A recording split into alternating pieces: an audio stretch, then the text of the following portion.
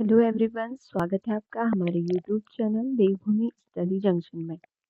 तो आज से अपने इस चैनल पे हम उत्तराखंड पीवाई की सीरीज स्टार्ट कर रहे हैं, जिसमें हम उत्तराखंड के प्रीवियस ईयर जो क्वेश्चन हैं उन्हें करेंगे। साथ ही उन्हें उनका फुल एक्सप्लेनेशन भी देखेंगे, जिससे कि उस क्वेश्चन से रिलेटेड जितने भी क्वेश्चन बन सकते हैं हम उन्हें इजीली सॉल्व कर सकें। हम डेली 25 क्वेश्चन करेंगे और उनका डिटेल में एक्सप्लेनेशन भी देखेंगे। तो स्टार्ट करते हैं आज की वीडियो। और ये सारे क्वेश्चन जो हम करेंगे ये पीवाईक्यूज हैं, ऐसा नहीं है कि ये कोई रैंडम क्वेश्चन बनाए गए हैं। ये सारे पीवाईक्यू हम इसमें कवर करेंगे। तो आज का फर्स्ट क्वेश्चन है, अकबर ने दीन ही इलाही की शुरुआत किस वर्ष की? तो यही पहले तो क्वेश्चन से ही क्वेश्चन बन गया कि दीन ही इलाही की जो शुरुआत की वो किसने की? वो अकबर ने की। तो इसका जो राइट आंसर है वो क्या होगा? आप लोग भी अपने आंसर कर सकते हैं साथ ही, जिससे आपको पता चलेगा कि आपके कितने आंसर करेक्ट हुए। तो अकबर ने दीन इलाही का जो शुरुआत की वो की थी 1582 में। तो अभी हम इस दीन इलाही के बारे में सारे क्वेश्चन कर लेते हैं कि दीन इलाही था क्या। तो अकबर ने 1582 में दीन इलाही की शुरुआत की थी। ये मतलब एक तरह से उसने इसे नाम दिया था सुलह ए कुल। तो कभी कई बार हो सकता है कि ये क्वेश्चन ऐसे पूछ दिया जाए कि किस मुगल शासक ने सुलह ए कुल की शुरुआत की थी? तो वो था अकबर, जिसके दीन इलाही को ही कहा जाता था। इसमें इसने यह निश्चय किया कि ये जो संबंधी था इसमें इसका ये था कि ये किसी एक धर्म का सम्मान नहीं करेगा, बल्कि जितने भी धर्म हैं सभी धर्मों को एक मानेगा। मतलब एक ईश्वर के स्वरूप को स्वीकार करेगा। इस अलग अलग धर्मों को एक अलग विभाजित शक्ति के रूप में नहीं देखी, एक के रूप में इसने देखा। और ये जो विश्वास करता था एकेश्वरवाद में करता था। अब इसमें से एक जो इम्पोर्टेंट क्वेश्चन बनता है वो ये बनता है कि एकमात्र हिंदू ऐसा कौन था जिसने दीन ही इलाही को स्वीकार किया था? जो दीन ही इलाही धर्म बनाया चलाया था अकबर ने, इसे स्वीकार करने वाला शासक कौन था? तो इसे स्वीकार करने वाला था बीरबल। बीरबल एकमात्र ऐसा हिंदू था जिसने इस दीन ए इलाही को स्वीकार किया था। बाकी किसी ने भी इस दीन ए इलाही को स्वीकार नहीं किया था। लेकिन ये क्वेश्चन कई बार पूछा जाता है कि कौन सा ऐसा हिंदू था जिसने दीन ए इलाही को स्वीकार किया था? तो वो था बीरबल। ये याद रख लेना है। इसमें क्वेश्चन के अलावा जो अदर फैक्ट हैं वो नोट डाउन करते रहना, जिससे कि वो अ, याद में रहे। तो अब हम देखेंगे आज का नेक्स्ट क्वेश्चन। तो नेक्स्ट क्वेश्चन है, निम्न में से कौन कैबिनेट मिशन का सदस्य नहीं था? तो कैबिनेट मिशन कब आया? 1946 में आया। और अब पूछा गया है कि इसमें से कैबिनेट मिशन का सदस्य कौन नहीं था? तो इसमें पैथिक लॉरेंस भी थे और एवी अलेक्जेंडर भी थे, स्टेफोर्ड क्रिप्स भी थे, परंतु इसमें विलियम वेडरबर्न का नाम नहीं आता है, क्योंकि जो कैबिनेट मिशन आया था भारत, वो इन तीनों की ये ये तीनों ही कैबिनेट मिशन को भारत लेके आए थे। उसकी जो भी शर्तें थी वो सारी चीजें इन तीनों के द्वारा ही बताई गई थी। अब हम देखेंगे थर्ड क्वेश्चन। 1905 में बंगाल विभाजन के समय भारत का वायसरॉय कौन था?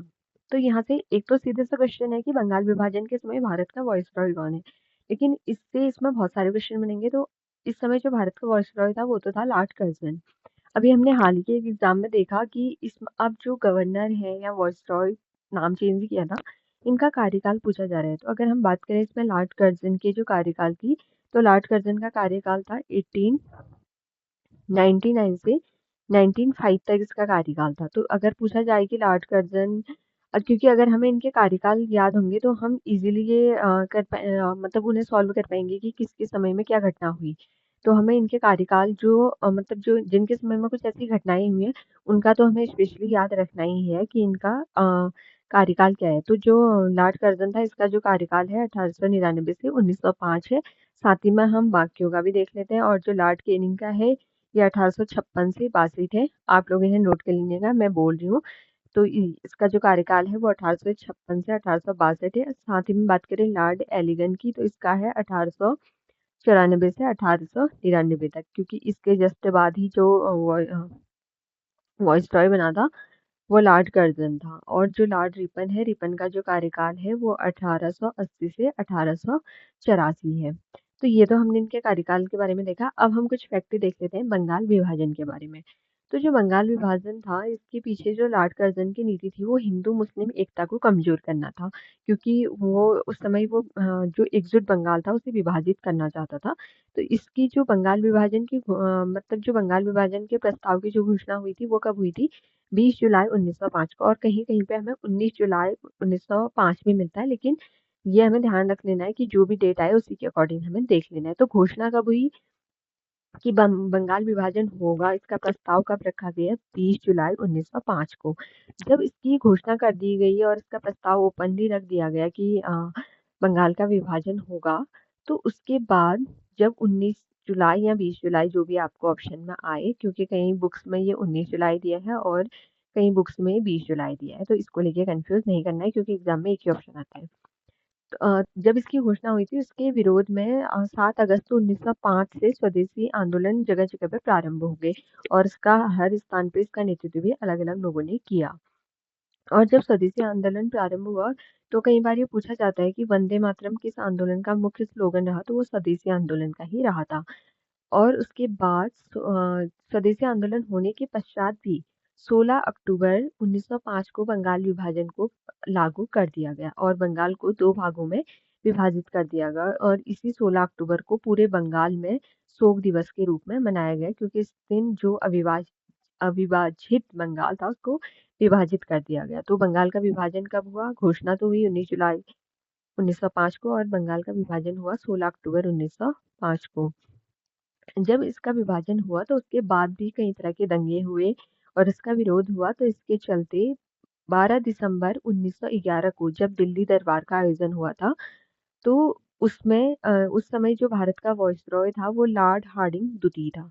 तो लॉर्ड हार्डिंग द्वितीय के समय में इस बंगाल विभाजन को रद्द कर दिया गया। तो इसमें से ये डेट ही काफी सारे इंपॉर्टेंट है, डेट ही पूछी जाती है।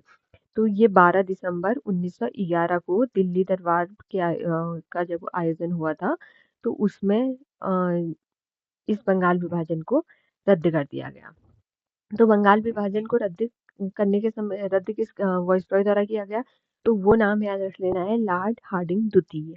प्रथम और द्वितीय में भी कंफ्यूजन होता है, तो लॉर्ड हार्डिंग द्वितीय था जिसके समय में बंगाल विभाजन को रद्द कर दिया गया। कब किया गया? 12 दिसंबर 1911। तो इसमें जो बंगाल विभाजन में 3 डेट काफी इंपॉर्टेंट है। एक तो है 19 जुलाई 2005, इस दिन घोषणा हुई, और फिर 7 अगस्त 1905 को स्वदेशी आंदोलन हुआ इसी के विरोध में, फिर 16 अक्टूबर 1905 को बंगाल विभाजन हो गया, और देन फिर 12 दिसंबर 1911 को लॉर्ड हार्डिंग द्वितीय ने इस बंगाल विभाजन को रद्द कर दिया। तो अब हम देखेंगे next question, question number 4। Social contract नामक पुस्तक किसने लिखी? तो ऑप्शन है हमारे पास, Voltaire, Thomas Paine, Montesquieu and Rousseau. तो जो सोशल कॉन्ट्रैक्ट बुक है ये लिखी है रूसो ने। रूसो का मानना था कि जो बच्चा है उसे किसी तरह के कड़े अनुशासन में नहीं रखा जाए, उसे प्रकृति में खुला छोड़ देना चाहिए और प्रकृति उसे खुद से सिखा देगी, और इसी पे बेस्ड है इसकी ये बुक सोशल कॉन्ट्रैक्ट। अब हम इसमें नीचे देखेंगे नेक्स्ट क्वेश्चन, क्वेश्चन नंबर 5।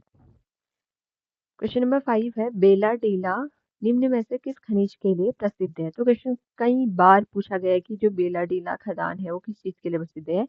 तो ये प्रसिद्ध है लौह अयस्क के लिए। तो जो बेला डेला खान है वो किस चीज के लिए प्रसिद्ध है? लौह अयस्क के लिए। और ये कहाँ है? ये है छत्तीसगढ़ में। कई बार इनके स्टेट भी पूछ लिया जाता है कि जो बेला डेला लौह अयस्क खदान है वो किस डिस्ट्रिक्ट में है? तो ये है छत्तीसगढ़ में। ये हमें याद रखना है। अब हम नेक्स्ट क्वेश्चन देखेंगे, क्वेश्चन नंबर 6। यू आकार की घाटी का निर्माण निम्न में से कौन सा भू आकृतिक कारक करता है? तो ये क्वेश्चन पूछा गया है कि जो यू आकार की घाटी का निर्माण करता है वो किसके द्वारा होता है? हिमानी द्वारा होता है, नदी द्वारा होता है, वायु द्वारा होता है, या भूमिगत जल द्वारा होता है? तो जो यू आकार की घाटी का निर्माण होता है वो होता है हिमानी द्वारा। तो यू आकार की घाटी किससे निर्मित होती है? हिमानी के द्वारा यू आकार की घाटी निर्मित होती है। अब हम देखेंगे क्वेश्चन नंबर 7। निम्न में से किस भारतीय राज्य की सबसे लंबी तटरेखा है? तो ऑप्शन है महाराष्ट्र, केरल, तमिलनाडु एंड गुजरात। लेकिन इसको करने से पहले हम देख लेते हैं कि भारत के कितने राज्यों की जो सीमा है, मतलब कितने राज्य ऐसे हैं जो तटरेखा से लगे हुए हैं। तो ये कितने राज्य हैं? टोटल टोटल 9 राज्य हैं जो तटरेखा से लगे हुए हैं। तो और इसमें जो पश्चिम की ओर है वो 4 राज्य हैं जो तटरेखा से लगे हुए हैं। पश्चिम की ओर कितने हैं? पश्चिम की ओर है 5, और पूर्व की ओर है 4, तो ये हो गए टोटल 9। अब हम बात कर लेते हैं पहले पश्चिम की ओर जो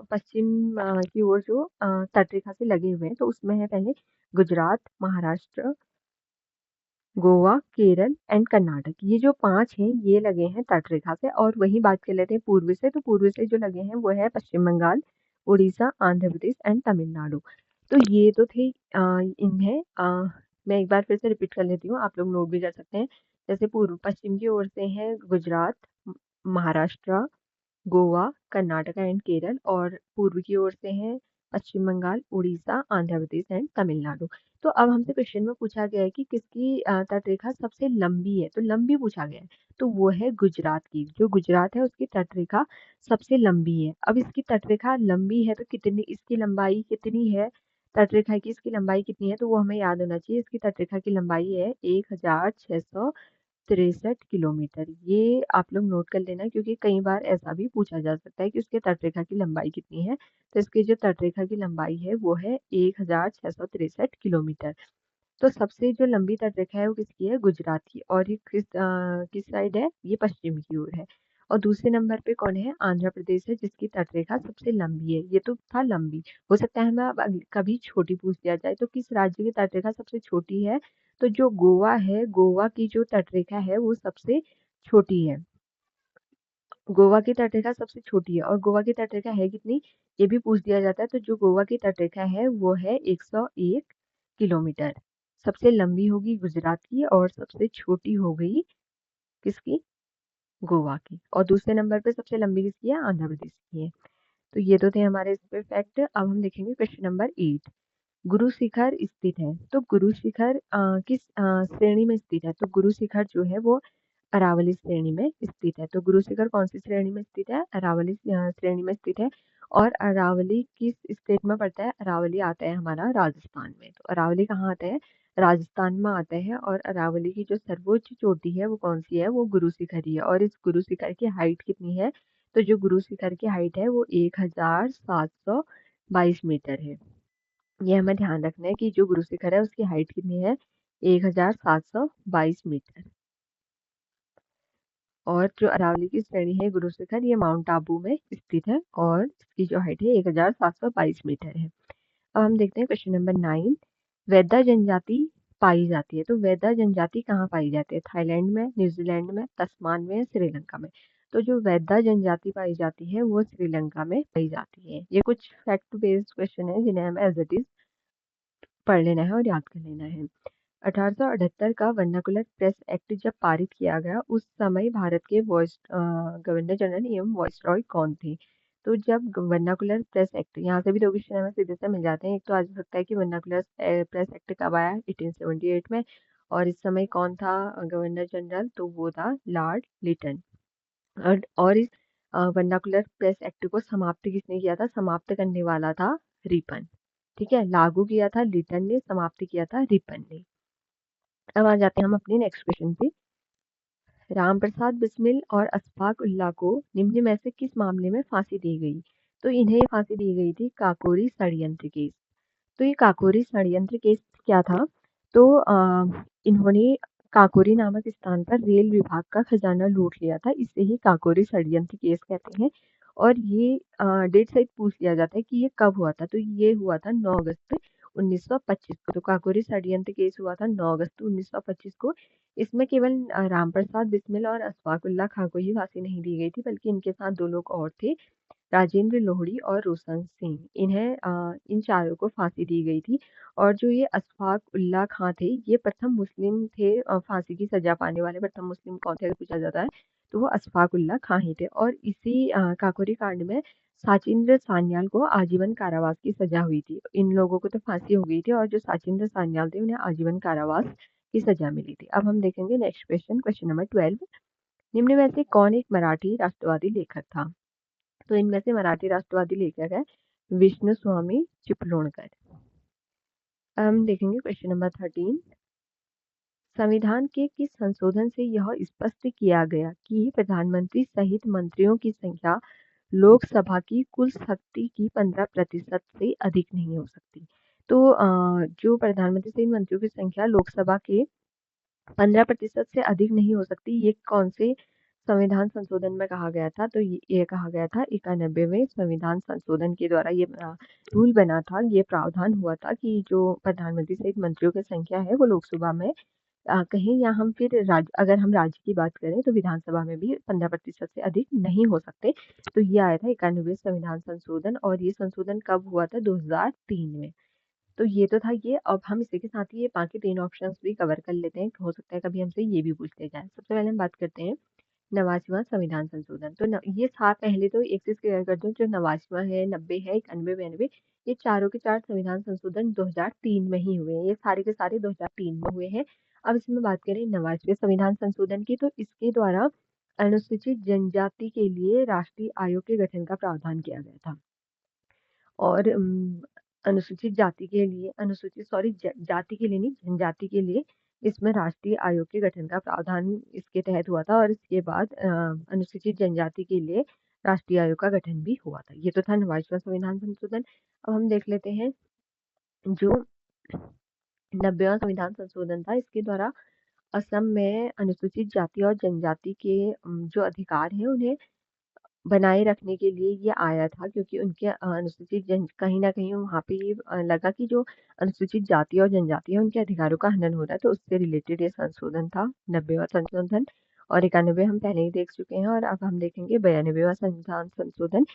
ये भी 2003 में हुआ था। इसके द्वारा संविधान की 8वीं अनुसूची, जैसे सब आप सबको पता होगा, जो संविधान की 8वीं अनुसूची है वो भाषा से रिलेटेड है।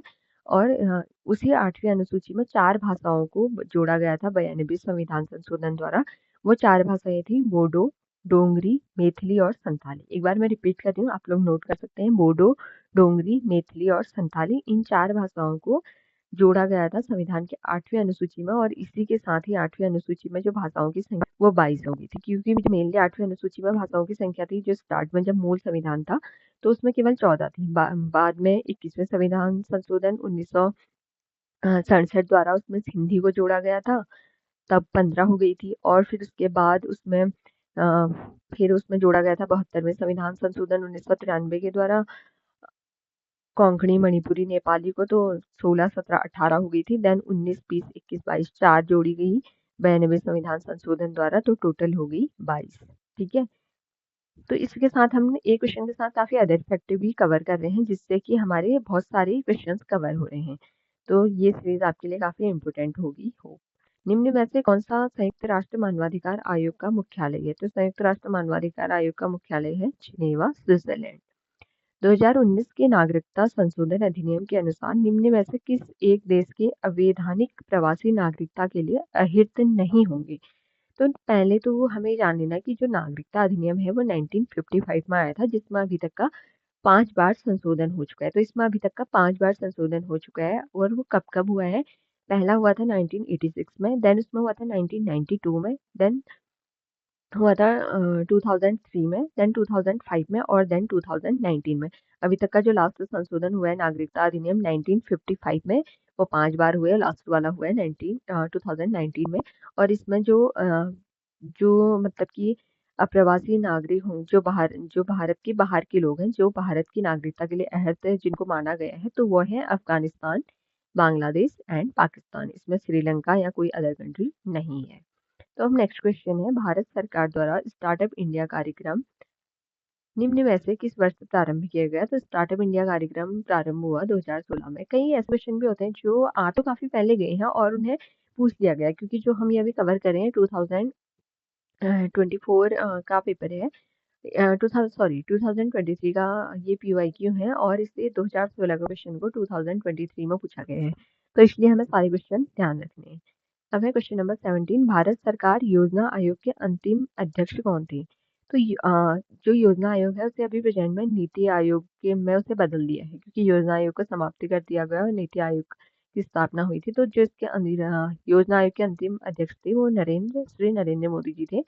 और आप यहीं से हम इसे कवर कर लेते हैं कि जो योजना आयोग था इसकी समाप्ति की घोषणा कब हुई थी, इसको समाप्त कब कर दिया गया था? 15 अगस्त 2014 को कर दिया गया था।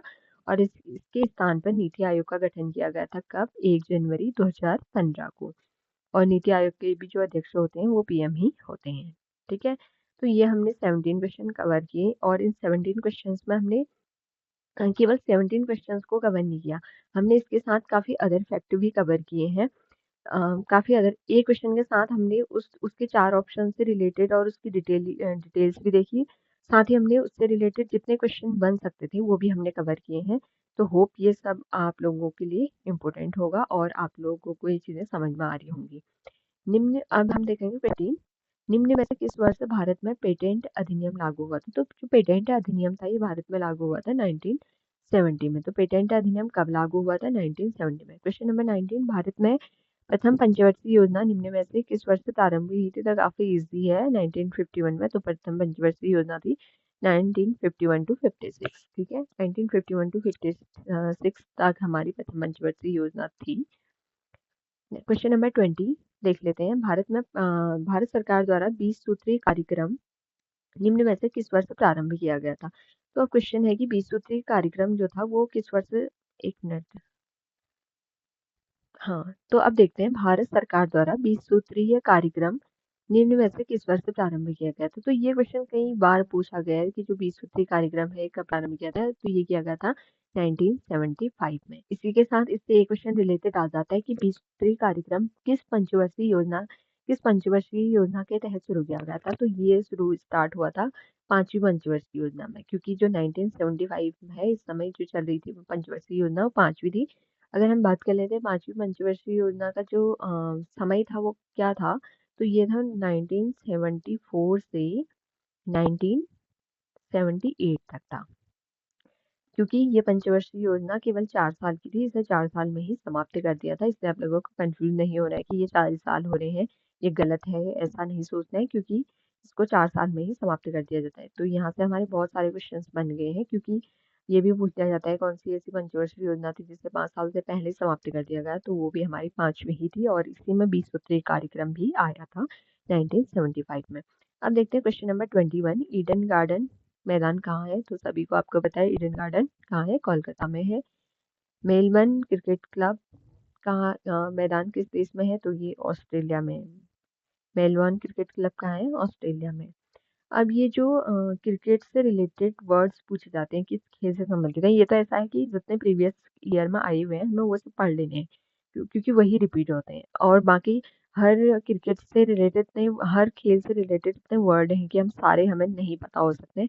तो हमारे लिए ये बेहतर है कि हम पीवाईक्यूज कर लें ताकि वो हमारा कवर हो जाए। तो पेले किस खेल से संबंधित है? तो पेले जो वर्ड है ये फुटबॉल से रिलेटेड, पेले वर्ड किस खेल से रिलेटेड है? फुटबॉल से। अब हम देखते हैं question number 24। Question number, Springfield college किस देश में है? तो स्प्रिंगफील्ड कॉलेज है यूएसए में। स्प्रिंगफील्ड कॉलेज किस देश में है? यूएसए में। स्कूल ऑफ लिप्सिंग है जर्मनी में। तो ये थे आज के हमारे 25 पीवाईक्यू, और इसी तरह से हम डेली 25 पीवाईक्यूज को फुल एक्सप्लेनेशन के साथ कवर करेंगे। होप आपको आज की वीडियो पसंद आई होगी। अगर आपको वीडियो पसंद आई तो वीडियो को लाइक करें और कमेंट ज़रूर करें कि आपको वीडियो कैसी लगी। साथ ही आप इसमें और क्या चाहते हैं कि मतलब क्या क्या चीज़ें ऐड हों, तो वो भी आप कमेंट कर सकते हैं। और हमारे चैनल को लाइक करें, शेयर करें और अपने दोस्तों के साथ शेयर करें ज़्यादा से ज़्यादा, और चैनल को सब्सक्राइब ज़रूर करते हैं। मिलते हैं जल्द ही नेक्स्ट वीडियो के साथ, तब तक के लिए